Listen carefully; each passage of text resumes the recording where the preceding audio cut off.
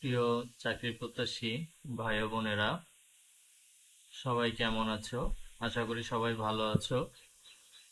বরাবরের মতো job study channel থেকে আমি অমিত তোমাদের সামনে নিয়ে এসেছি খাদ্য অধিদপ্তরের টপিক ভিত্তিক সাজেশন।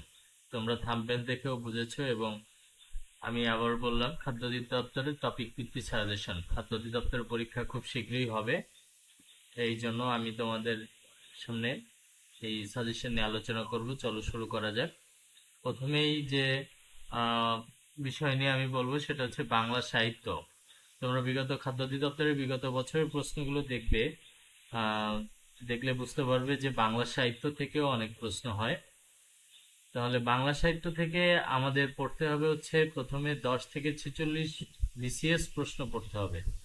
মানে 10 থেকে 46তম বিসিএস এ